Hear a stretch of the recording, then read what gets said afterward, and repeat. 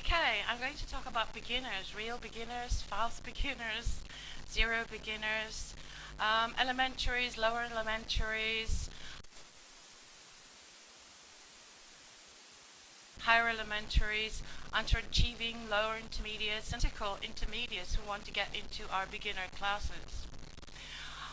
This idea was inspired by my class that you see here. It was our first refugee class. We started in 2006, and it was a lot of people from Afghanistan, from Iran, from Libya, from Syria, and I hadn't taught beginners for a long time, but it changed a lot of the way I think about beginners. And a lot of the thinking behind adult beginners or adult learners in general is that they do have a lot of other learning experiences that we can rely on. And these beginners didn't have them. They came from classes where they looked up to the teacher and spoke only when spoken to. And you can see this on this slide. We've gone out with these adult beginners, and the German girl is being very silly behind her teacher's back. But the Afghani boy who is sitting on my left is looking totally petrified with his teacher. Our role is very different.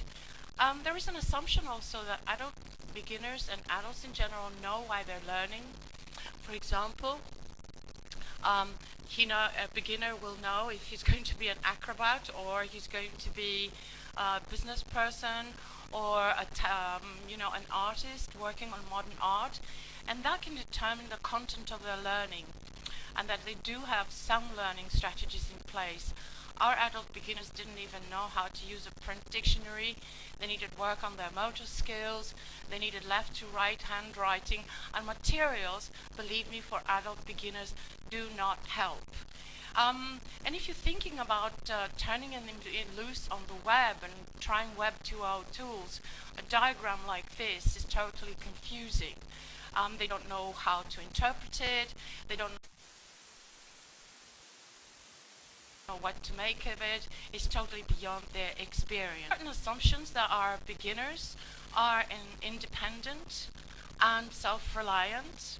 I want to kind of change the focus of the beginning to beginning teachers as well, or people beginning to learn technologies like myself, who have no idea of how to use Google or Delicious or Digo, and that they do have schematic knowledge they can rely on.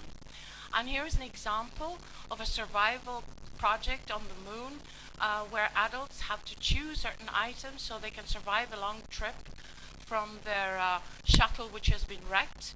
And many of the beginners choose matches which actually do not ignite on the moon, and they choose a compass which does not work on the moon because there is no magnetic north. And they also choose first aid kits and that is lethal, because in order to open your spacesuit, that's instant death, so work. We also assume they have literate experiences and other schematic knowledge. I don't know if somebody could kind of click through it. I tried to stop the animation of this slide, but I didn't. I think I actually was not successful. So my audience will probably know what this means if I say Beni Madim Marisa Adinisne, and they will know that from the names they will understand it. But I don't know what this Arabic script means, and my Facebook friends didn't know what a Pecha Kucha was. So andragogy, and I'm now racing because I kind of lost it in there with that slide, is my chance to give you a Greek word like the father in my big fat Greek wedding, who claims that everything comes from the Greek language, is the ability to teach adults, and that these should be taught in a different way. And if my audience would like to, they could just jot into their chat box what they think adult educators should be like, or what attributes they ought to have. For me, adult education is all about, and particularly about teaching beginners, which is the most difficult part for me of teaching, is about diversity. Our beginners come from a variety of backgrounds, from a variety of learning basis, and we really do have to take account of that. And whether andragogy promotes learning through all these types of presentation, I find that materials very often are limited to presentation and explication, and there is very little on participation, discovery learning, and evaluating. And you can look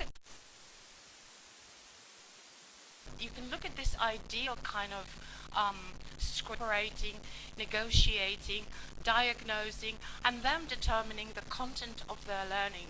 And for a beginner, this is very, very, very difficult. And as a beginning learner of Web 2.0, I'm finding that extremely difficult as well. But what I have found from my experience and from research that I've done is that adult beginners like knowledgeable and enthusiastic teachers. They like teachers who are creative with materials and techniques, and people who inspire them. And really, passion wins. Forgive my picture, it was meant to have a rose between the teeth, and I couldn't find a free picture to do that, so that's my own concoction. And passion wins, and motivation wins. We need to inspire and motivate our learners. And I am an adult beginner as well, and this is my first Pecha Kucha. And I thank you for coming here and listening to me.